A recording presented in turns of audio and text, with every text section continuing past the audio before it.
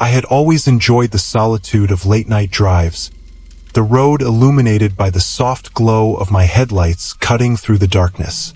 It was one of those crisp autumn evenings, the air cool and invigorating.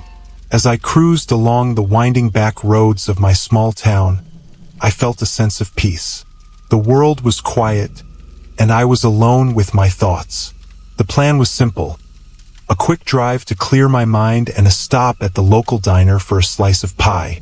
But as I turned down a particularly narrow road that led deeper into the woods, I felt a sense of unease creep in. The trees towered overhead, their branches reaching out like skeletal fingers against the night sky. I pushed the thought aside, telling myself I was just being paranoid. As I rounded a bend, my headlights caught something unusual up ahead. A figure stood by the side of the road, waving frantically. My heart raced as I slowed down. The bright beams of my headlights illuminated a young woman, drenched and shivering. She looked to be in her 20s, her clothes soaked and clinging to her skin, hair matted against her forehead. I rolled down my window, trying to gauge the situation. "Are you okay?" I called out, concern flooding my voice. "Please, I need help," she cried, her voice trembling. My car broke down a few miles back. I was walking to find someone, and then I got lost. I felt a pang of sympathy for her. It was late, and being stranded alone in the woods was no small matter. "Get in," I said, my instincts kicking in. "I'll take you to the diner. They can call someone for you." She hesitated for just a moment, then nodded and quickly climbed into the passenger seat. As she shut the door, I caught a glimpse of her hands, cold and shaking. "Thank you so much," she said, her voice shaky. "I thought I'd be out here all night." "No problem," I replied, trying to keep my tone light as I pulled back onto the road. "What's your name?" "Lila," she said, glancing nervously at the dark woods that surrounded us. I didn't think I'd find anyone out here. As we drove, I noticed that she kept glancing out the windows, her expression shifting from gratitude to unease. I tried to engage her in conversation to distract from her obvious anxiety. "What brings you out here?" I asked. "I was just visiting some friends in the area," she replied, her voice barely above a whisper. "I took a wrong turn and ended up on this road. I didn't realize how remote it was." The headlights illuminated the path ahead, but I couldn't shake the feeling that we were being watched. I stole glances at Lila, who seemed increasingly restless, her eyes darting to the rearview mirror. "Is everything all right?" I asked, trying to sound casual. "Yeah, I don't know. It feels like someone's following us," she said, her voice trembling. I laughed lightly, hoping to ease her fears. "It's just the dark playing tricks on your mind. We'll be at the diner soon." But as we continued down the road, I began to feel it too. The hairs on the back of my neck stood on end, a growing sense of paranoia settling in. I glanced at the rearview mirror, but the darkness behind us revealed nothing. Then, without warning, my headlights caught movement on the side of the road. A figure emerged from the shadows, and my heart dropped. It was a man, tall and looming, standing completely still. I instinctively slammed on the brakes, the tires screeching against the asphalt. "Did you see that?" I shouted, adrenaline coursing through me. Lila gasped, nodding frantically. "What is he doing out here?" "I don't know," I replied, my mind racing. "Stay calm." I accelerated again, but my mind was racing. What if he was dangerous? What if he was somehow involved in Lila's situation? I couldn't shake the fear gnawing at my insides. "Just keep driving," Lila urged, her voice trembling. "We need to get away from here." I pressed down on the gas pedal, the engine roaring as we sped away from the figure. But the feeling of dread lingered. I glanced at the gas gauge, half full, plenty to make it to the diner. Still, a nagging thought plagued me. What if I shouldn't have stopped? As we drove further into the darkness, Lila's breathing began to quicken. "What if he follows us?"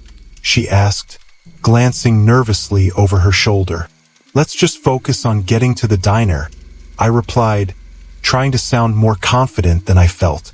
But then, the headlights flickered, a warning sign that sent a jolt of panic through me. I had to stop and check. Pulling over to the side of the road, I turned off the engine, my heart racing. "Wait here," I said, reaching for my flashlight. "Are you serious?" Lila protested, her eyes wide with fear. "What if he comes back?" "I'll be quick," I promised, stepping out into the cool night air. The darkness enveloped me, the woods closing in. As I turned on the flashlight, the beam sliced through the shadows, illuminating the area around the car. I glanced back at Lila, who was watching me with fear etched on her face. "I just want to check the engine," I called out, trying to reassure her as I popped the hood. The engine light flickered ominously.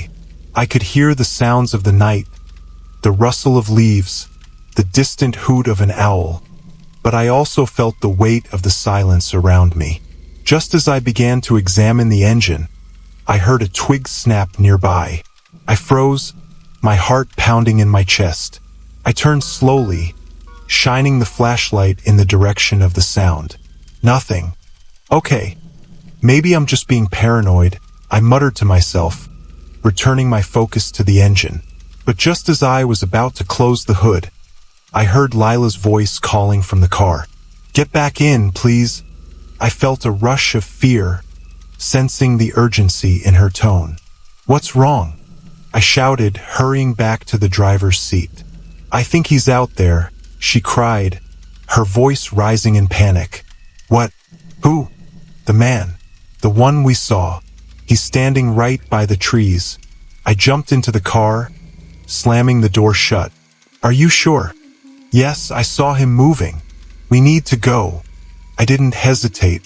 I turned the key in the ignition, but the engine sputtered and died. "Come on. Come on," I muttered, panic rising as I tried again. "Please hurry," Lila begged, her eyes wide with fear. Finally, the engine roared to life, and I slammed the gas pedal down, tires screeching as I pulled back onto the road. The adrenaline surged through me as I glanced in the rearview mirror. The figure was there, standing at the edge of the trees, watching us as we sped away. My heart raced, and I could feel Lila's fear radiating in the confined space of the car. "Did you see him?" she asked, her voice trembling. "What does he want?" "I don't know," I replied, trying to keep my voice steady. "But we're getting out of here." As I drove faster, the road twisted and turned, the headlights illuminating the path ahead. I could still feel Lila's eyes on me, filled with dread. "What if he follows us?" she whispered. "He won't," I assured her, though my heart sank at the uncertainty. I glanced at the clock. 2 a.m. We had to make it to the diner soon. Then, out of nowhere, the headlights flickered again, and I heard a strange noise, a low rumble like an engine revving. "What was that?" I asked, glancing at Lila. "I don't know. Just drive faster," she urged. I pushed the accelerator down, my eyes glued to the road. The feeling of being chased gnawed at me, each shadow seeming to shift and move in the periphery. My breath quickened as I glanced in the rearview mirror again, and there he was, the figure now closer, sprinting after us. I felt a surge of panic. "He's coming," I shouted, adrenaline pumping through my veins. "Go! Go!" Lila screamed, her voice cracking with fear. I pressed down harder on the gas, the engine roaring as we raced down the road. The trees blurred past us, and I could hear Lila's frantic breathing beside me.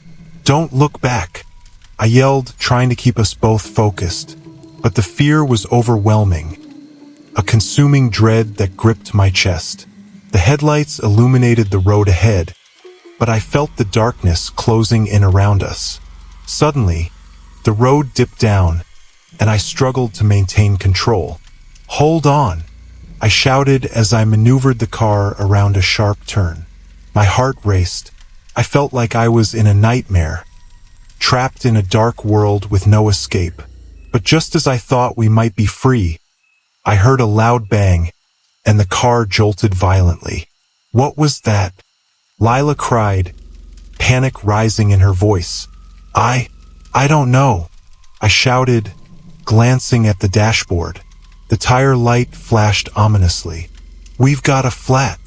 "No, not now," she pleaded, her voice breaking. I pulled over to the side of the road, the tires screeching against the asphalt. "We have to get out," I said, fear coursing through me. "What, are you crazy?" Lila exclaimed, her eyes wide with terror. "Just trust me," I insisted, adrenaline surging as I grabbed my flashlight. We jumped out of the car and hurried to the back, but my heart sank when I saw the tire was shredded. "We have to fix it, or we'll be stuck," I said, despair creeping in.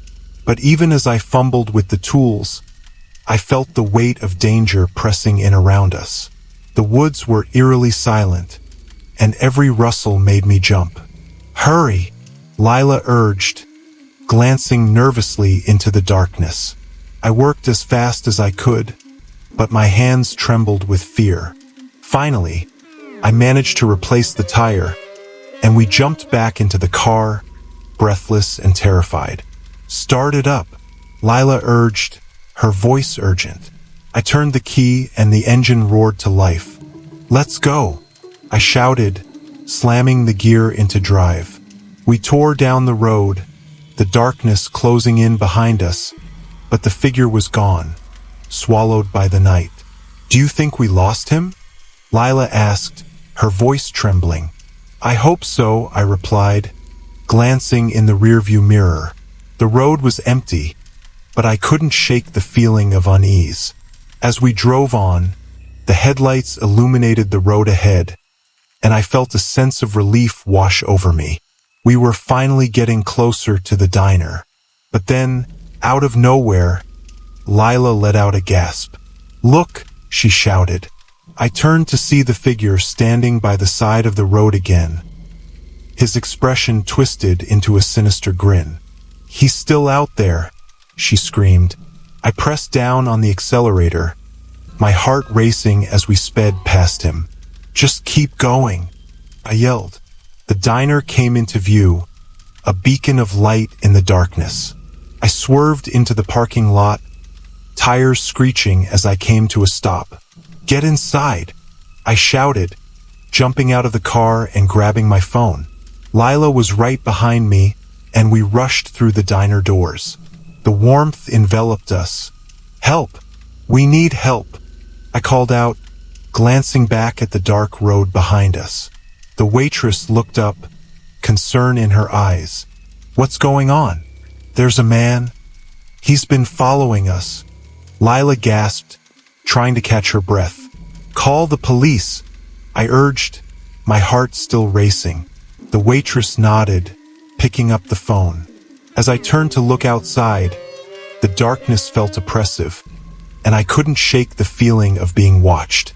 Minutes later, the police arrived, and I felt a mixture of relief and lingering fear.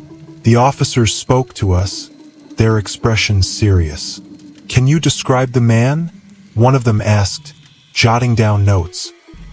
"He was tall, wearing dark clothes," I said, my voice shaky. "He just appeared out of nowhere." Lila nodded, her eyes wide. "We thought we were safe, but he kept showing up." The officers exchanged glances, their expressions grave. "We'll patrol the area. You two should stay inside until we're sure it's safe." As I sat in the diner, surrounded by friends and strangers, I felt a sense of calm slowly returning. But I also knew that the night had changed me. I would never take the safety of the open road for granted again. The world outside was still dark, but the light of the diner offered a semblance of safety.